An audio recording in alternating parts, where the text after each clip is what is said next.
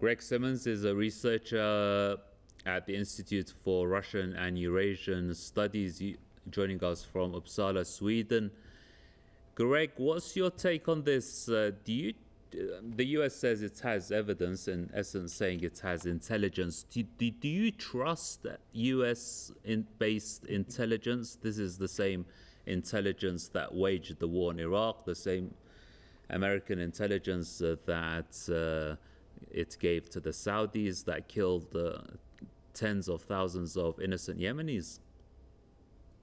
Well, I mean, the US has a long and proud history of lying about having evidence about things.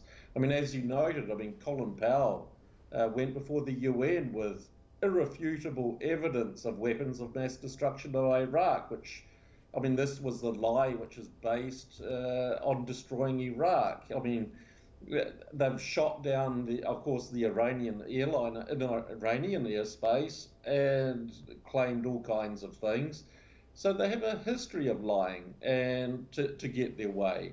I mean, there are a whole lot of problems with their so-called evidence, and I've been looking at some of these videos which have been emerging today. And on one, they have the claim that it hit the propeller of the drone.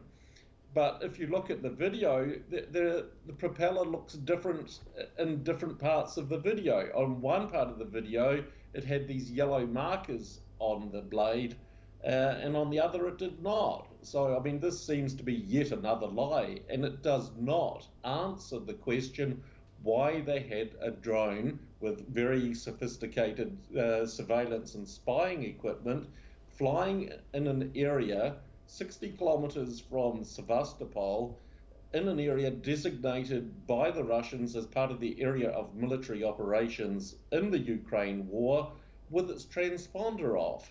I mean, the Americans have far more questions to answer than they have things to demand. As you say, this MQ-9 US drone is not only used for intelligence and surveillance, but also attack missions. As you alluded to, the bigger question here is what was this US very dangerous drone for surveillance and attack missions doing near Ukraine? Well, I think it's pretty obvious. I mean, the US has been supplying Ukraine with intelligence how to attack different Russian targets, both in Russia and around in the Ukrainian territories currently held by Russia. So, I mean, it's no mistake why it was there. I mean, the fact that it was close to Sevastopol suggests that the Ukrainians might have been uh, in the process of planning another attack on Sevastopol harbour. I mean, this is just guesswork, but considering they've tried this before with their different, what is it, these little remote controlled explosive boats which they use. So, I mean, this is, I mean, it shouldn't be there. I mean, if this was the other way around, where Russia was sending a drone over an area of US military operations while supporting those forces fighting the US, would the US tolerate it? The answer is no. They'd have shot it out of the sky without hesitation. Does it indicate, Greg, that perhaps the US has used or has been using the MQ-9 Reaper drone, a very sophisticated drone, for to attack Russian territory, or not Russian territory, but Russian interests? I would say indirectly, yes, because I mean these drones. They remember the Ukrainians were demanding these drones, but the US refused to give them because they got too much new technology in them, which either Ukrainians would do what the Ukrainian military do, sell them off, or in some way the Russians would get hold of them.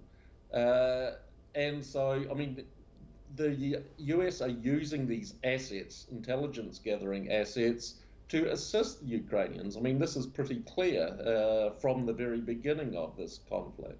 But my question was, Greg, do you think that US operated the drones themselves to attack Russian interests and perhaps Russian territory?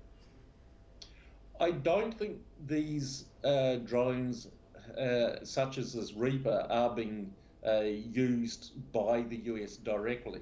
I mean, this is a little bit too over the top, even for the US at this stage, because there are too many associated risks.